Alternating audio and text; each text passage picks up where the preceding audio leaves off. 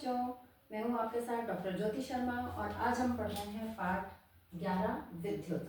बच्चों, रिवीजन करते करते हमारे टोटल 13 पाठ है विज्ञान की पाठ्य पुस्तक में। रिवीजन करते करते हम पाठ 11 पर पहुंच चुके हैं और मेरा ये प्रयास रहा है कि सारे बोर्ड के क्वेश्चंस जो आते हैं वो इसमें मैं समाहित कर सकूँ। तो आप इन्हें, अगर मेरे वीडियोस आपको पसंद आ रहे हैं तो आप ज़्यादा से ज़्यादा लाइक कीजिए, शेयर कीजिए और सब्सक्राइब कीजिए। तो आइए बच्चों, शुरू करते हैं। फर्स्ट जो क्वेश्चन है वो है विद्युत धारा किसे कहते हैं। तो विद्युत आवेश के प्रवाह की दर को, किसी भी तार में जो विद्युत आवेश प्रवाहित हो रहा है उसे हम विद्युत धारा कहते हैं। और इसको अगर फॉर्मूले के रूप में हम लिखेंगे तो लिखेंगे I बराबर Q अपॉन T। I का मतलब धारा, Q का मतलब कितना आवेश उसमें प्रवाहित हो रहा है और T का मतलब समय। विद्युत धारा को एम्पियर में नापते हैं और विद्युत धारा का जो जिस यंत्र के द्वारा नापा जाता है उसे अमीटर कहते हैं और अमीटर को श्रेणी क्रम में संयोजित किया जाता है। बच्चों, ये वाले जो क्वेश्चन है कि किसमें नापा जाता है या विद्युत धारा का मात्रक क्या है या अमीटर को कौन से क्रम में संयोजित किया जाता है, ये जो छोटे छोटे क्वेश्चन है, क्योंकि 7 नंबर का ये पाठ है, सभी तरह के क्वेश्चन इसमें से पूछे जाते हैं। तो ये जो छोटे छोटे क्वेश्चन मैं आपको साथ में बताती जा रही हूँ उनको भी आप ध्यान से सुनिए और याद रखने का प्रयास कीजिए। रिक्त स्थान में, वस्तुनिष्ठ में, किसी में भी पूछ लिए जाते हैं। तो अमीटर को हमेशा श्रेणी क्रम में संयोजित किया जाता है। ठीक है बच्चों। फिर है विभवांतर किसे कहते हैं। तो यह वह कार्य है जो एकांक आवेश को किसी विद्युत परिपथ के एक बिंदु से दूसरे बिंदु तक ले जाने में किया जाता है। ठीक है, तो अगर हम इसे सूत्र के रूप में लिखेंगे तो लिखेंगे दो बिंदुओं के बीच विभवांतर क्या हो गया कि किया गया कार्य W अपॉन आवेश। किए गए कार्य W को अपन जूल में नापते हैं, आवेश को अपन कूलाम में नापते हैं। तो जूल पर कूलाम बराबर हो जाता है वोल्ट। कभी आपसे ये भी पूछ लिया जाता है कि वोल्ट किसके बराबर है, तो जो वोल्ट होता है वो जूल पर कूलाम के बराबर है। विभवांतर को हम वोल्ट मीटर की सहायता से नापते हैं, जैसे हम धारा को अमीटर की सहायता से नाप रहे थे, यंत्र जो है वो अमीटर, इसी तरह से विभवांतर को हम वोल्ट मीटर यंत्र की सहायता से नापते हैं। और वोल्ट मीटर को हमेशा प्रतिरोधों के पार्श्व क्रम में संयोजित किया जाता है। ध्यान रखने योग्य वाली बात है कि कौन से क्रम में संयोजित किया जाता है, वोल्ट मीटर को पार्श्व क्रम में संयोजित किया जाता है। ठीक है बच्चों, आगे चलते हैं। ओम का नियम बताइए। ये वाला क्वेश्चन अधिकतर एग्जाम्स में पूछा गया है, तो आप अच्छे से इसको देखिए कि किसी विद्युत परिपथ में तार के दो सिरों के बीच विभवांतर उसमें प्रवाहित होने वाली विद्युत धारा के समानुपाती होता है। परंतु कब समानुपाती होता है, जब तार का ताप जो है वो समान रहे। अगर ताप चेंज हो जाएगा तो ये नियम भी चेंज हो जाएगा। ठीक है बच्चों, तो इसे हम जो गणितीय भाषा में लिख सकते हैं V is proportional to I, यानी विभवांतर बढ़ेगा तो विद्युत धारा भी बढ़ेगी। V का मतलब विभवांतर, I का मतलब विद्युत धारा। विभवांतर बढ़ता है तो विद्युत धारा भी बढ़ती है। इसे अगर हम ग्राफ के रूप में व्यक्त करना चाहें तो x पर हम V ले लेते हैं और y पर हम I ले लेते हैं। इन दोनों एक्सिस के बीच में, क्योंकि दोनों ही एक दूसरे के साथ में बढ़ते हैं, तो एक जो सीधी लाइन खींचेंगे वो हमारी ग्राफ के रूप में हम ओम के नियम को सत्यापित कर सकते हैं। ठीक है बच्चों, कई बार ग्राफ देके पूछ लिया जाता है कि कौन सा ग्राफ ओम के नियम को सत्यापित कर रहा है। तो V is proportional to I, ये जो सीधी लाइन खिंच जाएगी वो वाला जो ग्राफ होगा वो ओम के नियम को सत्यापित करेगा। ठीक है बच्चों, फिर प्रतिरोध को परिभाषित कीजिए। तो चालक का वह गुण जिसके द्वारा वह अपने में प्रवाहित होने वाले आवेश के प्रवाह का विरोध करता है प्रतिरोध कहलाता है। प्रतिरोध को R से, रेजिस्टेंस, प्रतिरोध को R से डिनोट करते हैं हम। प्रतिरोध को ओम में नापते हैं। ठीक है बच्चों, कोई भी रास्ते में हम जा रहे हैं तो बहुत सारे व्हीकल्स हमारे सामने आ रहे हैं तो वो हमारी गति का विरोध कर रहे हैं। तो इसी तरह से आवेश के प्रवाह में जो विरोध उत्पन्न होता है उसे ही प्रतिरोध कहते हैं। ठीक है, तो अगर हम इसे लिखें गणितीय रूप में तो R बराबर हो जाता है V अपॉन I, V को वोल्ट में, I को एम्पियर में। तो जब वोल्ट पर एम्पियर जो होता है तो प्रतिरोध हमारा हो जाता है ओम। ओम के लिए हम इस तरह का निशान बच्चों ये लगाते हैं। इसी नियम को 3 तरीके से व्यक्त किया गया है। 3 चीजें यहाँ पर दे रखी है, R, V और I। I के रूप में हम लिखेंगे तो I को इधर लिखते ही ये हो जाता है V अपॉन R, और V को के बारे में अगर लिखना चाहेंगे हम तो V बराबर IR वज्र गुणा करके। ठीक है बच्चों, तो इस वाले सूत्र से जो आपके आंकिक प्रश्न है वो पूछ लिए जाते हैं। 3 चीजें हैं, V है, R है और I है। कोई भी 2 चीजें आपको दे करके और आपसे तीसरी चीज पूछ ली जाती है। बहुत ही सिंपल है। तीनों जो भी पूछा गया है, ये तीनों के फॉर्मूले लिखे हुए हैं। जो भी पूछा गया है वो फॉर्मूला लिखिए आप, उसमें 2 चीजें पुट करिए, तीसरी चीज अपने आप निकल जाएगी। क्लियर है बच्चों? आगे चलते हैं। किसी चालक का प्रतिरोध किन कारकों पर निर्भर करता है? तो भाई किसी भी चालक का जो प्रतिरोध है वो उसकी लंबाई पर निर्भर करता है, R is proportional to L। उसकी जो चौड़ाई होगी, अनुप्रस्थ काट का जो क्षेत्रफल होगा वो R is proportional to 1/A। उसके व्युत्क्रमानुपाती क्रमानुपाती होगा। जैसे अभी मैंने रोड का उदाहरण दिया था कि उतने व्हीकल से चल रहे हैं तो लंबाई बढ़ेगी तो प्रतिरोध भी बढ़ता जाएगा। लेकिन अगर उस जो रोड है उसको दुगना कर दिया जाए, व्हीकल्स वही के वही हों, लेकिन उसकी चौड़ाई को दुगना कर दिया जाए, रोड की चौड़ाई को, तो हमें निकलने में बहुत आसानी होगी और आराम से निकल जाएंगे। तो जो प्रतिरोध होगा वो उसकी चौड़ाई के, अनुप्रस्थ काट की जो क्षेत्रफल है, जो चौड़ाई है, उसके व्युत्क्रमानुपाती होगा। अगर क्षेत्रफल बढ़ जाएगा तो प्रतिरोध कम हो जाएगा। ठीक है बच्चों? और तीसरा जो निर्भर करता है वो है पदार्थ की प्रकृति पर निर्भर करता है। इसे हम सूत्र के रूप में लिखते हैं, तो लिख सकते हैं R is proportional to L/A। इन दोनों सूत्रों को मिला दिया है अपन ने, R is proportional to L/A। और जब इस प्रोपोर्शनल को हम बराबर के रूप में लिखते हैं तो यहाँ पर एक स्थिरांक लग जाता है। इस ये जो P है उस तरह का बनता है यह स्थिरांक, और इस स्थिरांकों को हम कहते हैं रो। याद रखिए बच्चों, क्या कहेंगे इस वाले स्थिरांक को? रो। तो अब लिख देते हैं अपन R बराबर, ये प्रोपोर्शनल का निशान हट जाएगा, R बराबर रो L/A। तो भाई ये रो क्या है, इसको हम किस तरह से परिभाषित करें, तो इसका एक अलग क्वेश्चन बन जाता है। रो जो है वो है विद्युत प्रतिरोधकता, और इसको परिभाषित किस तरह से करेंगे हम कि विद्युत धारा के प्रवाह का विरोध करने की जितनी क्षमता होती है किसी तार में, किसी भी तार में, किसी भी परिपथ में या किसी भी चालक में, विद्युत धारा के प्रवाह का विरोध करने की जो क्षमता है वो ही विद्युत प्रतिरोधकता कहलाती है। इसको रो इस वाले शब्द से व्यक्त किया जाता है और इसे ओम मीटर में नापा जाता है। ठीक है बच्चों? अब जो धातुएं होती हैं और मिश्र धातुएं होती हैं, आपको सबको अच्छी तरह से पता है धातुएं और मिश्र धातुएं विद्युत का चालन करती हैं और इसीलिए इनका उपयोग जो है वो तार बनाने में किया जाता है। तो धातुओं और मिश्र धातुओं की जो प्रतिरोधकता होती है वो बहुत ही कम होती है। कितनी कम होती है? 10⁻⁸ से 10⁻⁶ ओम मीटर तक। बच्चों ये क्वेश्चन पूछ लिए जाते हैं, इसलिए आप, मैं समझती हूँ आप कॉपी पेन लेकर आप हमेशा बैठते होंगे जब भी वीडियो देखते होंगे। तो जब भी आपको, वैसे तो सभी कुछ इसमें इंपॉर्टेंट है, पर आपको कुछ लगता है नहीं आता है तो आप तुरंत उसे नोट डाउन कर लीजिएगा। तो ये नोट डाउन करने वाली बात है कि धातुओं और मिश्र धातुओं की प्रतिरोधकता कितनी होती है? 10⁻⁸ से 10⁻⁶ ओम मीटर होती है। इसी तरह से जो विद्युत रोधी पदार्थ हैं, आप जानते हैं विद्युत रोधी पदार्थ किसे कहते हैं? वे पदार्थ जो विद्युत का प्रवाह नहीं कर सकते, जैसे कि कांच हो गया, प्लास्टिक हो गई, पॉलिथीन हो गया। ठीक है? तो जो विद्युत रोधी पदार्थ हैं जैसे कि कांच और प्लास्टिक, इनकी प्रतिरोधकता बहुत ज्यादा होती है, बहुत ज्यादा रुकावट आती है कि विद्युत प्रवाह हो ही नहीं पाती।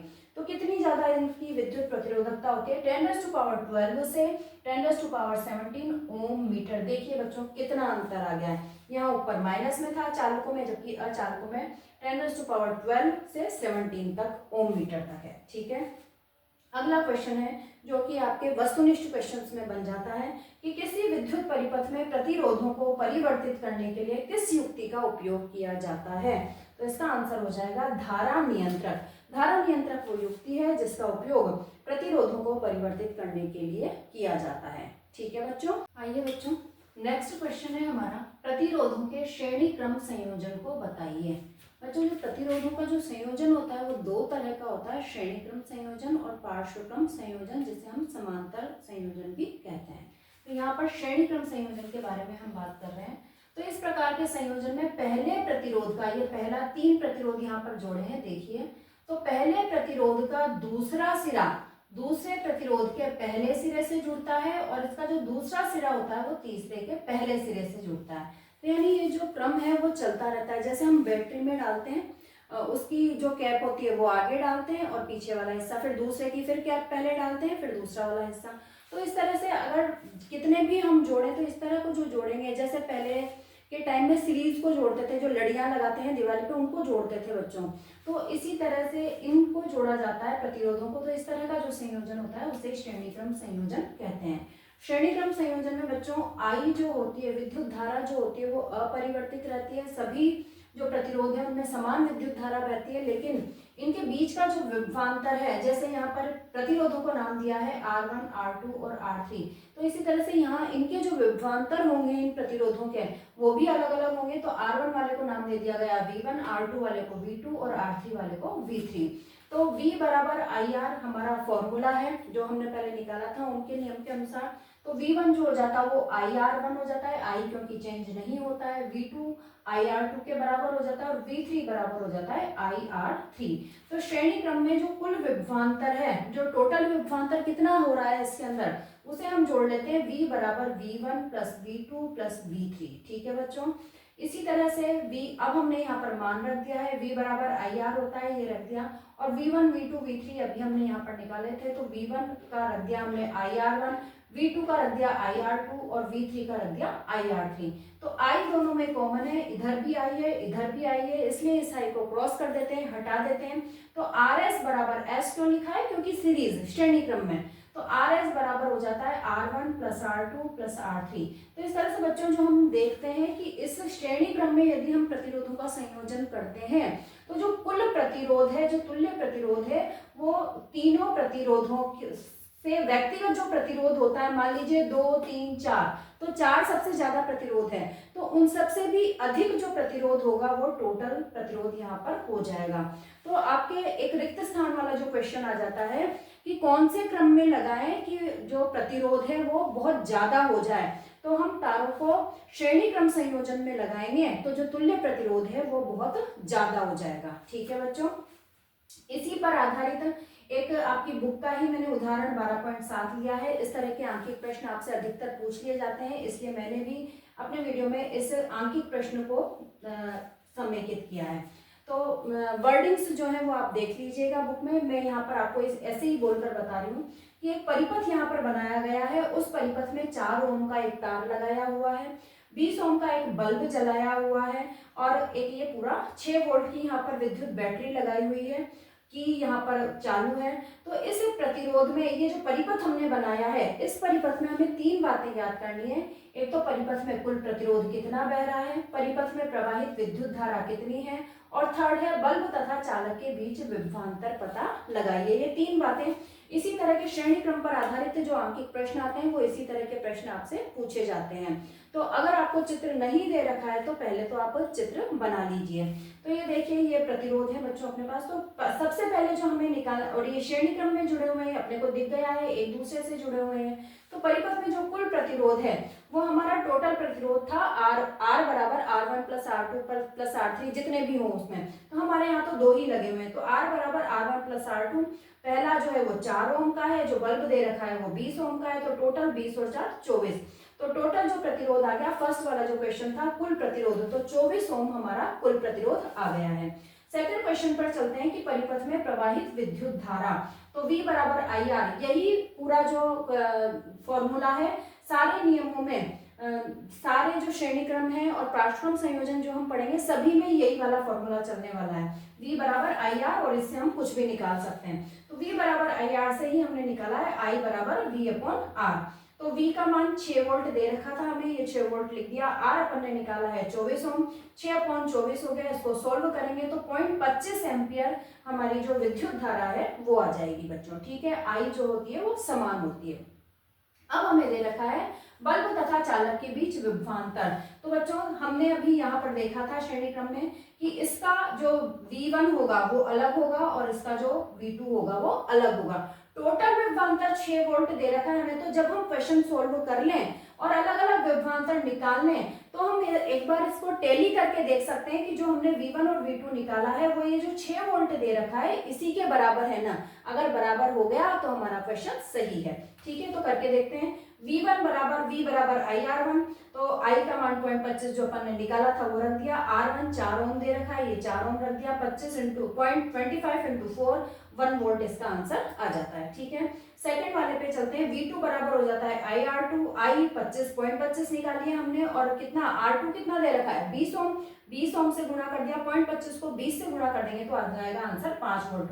तो देखिए बच्चों V1 और V2 5 और 1 6 हो गया, जबकि हमें जो टोटल विभवांतर दे रखा था वो भी 6 वोल्ट था। तो इस तरह से हमारा जो क्वेश्चन यहाँ पे निकला 1 और 5 वोल्ट वो बिल्कुल सही है। तो इस तरह से आंकिक प्रश्न जो होते हैं वो हम इसी वाले फॉर्मूले से, ये एक फॉर्मूला याद रखिए आप, इसी वाले फॉर्मूले से हमारे जो सारे आंकिक प्रश्न हैं इन श्रेणी क्रम संयोजन और पार्श्वक्रम संयोजन के, वो सभी सॉल्व हो जाएंगे। ठीक है बच्चों, अगले क्वेश्चन पर आते हैं। जूल का तापन नियम बताइए।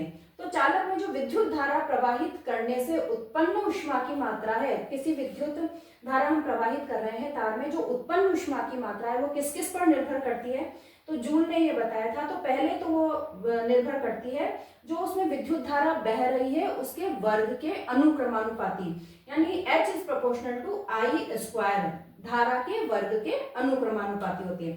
सेकंड निर्भर करती है प्रतिरोध पर, R पर, यानी कितना प्रतिरोध उस तार का है, जितना प्रतिरोध होगा, जितनी रुकावट होगी उतनी ही ऊष्मा उत्पन्न होगी। और तीसरा है टाइम पर, तो H is proportional to time, जितने टाइम तक हम वो विद्युत धारा उसके अंदर बहेगी। तो इन तीनों चीजों को हम देख लेते हैं। हम किसी बल्ब को देखिए आप, 1 घंटा जलाएंगे तो वो कम गर्म होगा, और 4 घंटे जलाएंगे तो वो ज्यादा गर्म हो जाएगा। उसका विद्युत प्रतिरोध जितना ज्यादा होगा ऊष्मा भी उतनी ही ज्यादा होगी, वो गर्म भी उतना ही ज्यादा होगा।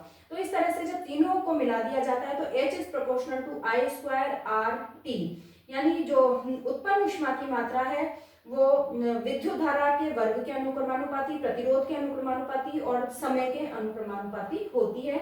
यही हमारे जूल के तापन का नियम है। ठीक है बच्चों, फिर है विद्युत बल्ब के तंतुओं के निर्माण में किस धातु का प्रयोग किया जाता है, तो टंगस्टन धातु का प्रयोग किया जाता है। क्यों किया जाता है, क्योंकि वो बहुत ही कम क्रियाशील, एक तरह से कह सकते हैं कि निष्क्रिय तरह की धातु है, और इसका जो गलनांक होता है वो होता है 3380 डिग्री सेंटीग्रेड, यानी कि बहुत ही ज्यादा तापमान पर ये पिघलती है।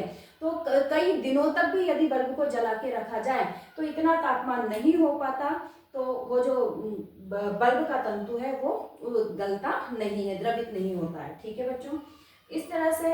और विद्युत बल्ब के अलावा जो तो और तार जो बनाए जाते हैं विद्युत प्रवाह के लिए, जो हमारे लाइट फिटिंग की जाती है, उसमें कॉपर और एल्यूमिनियम का प्रयोग किया जाता है, क्योंकि वो बहुत अच्छे चालक माने जाते हैं। इस वजह से हम कॉपर और एल्यूमिनियम का प्रयोग उन तारों को बनाने के लिए करते हैं।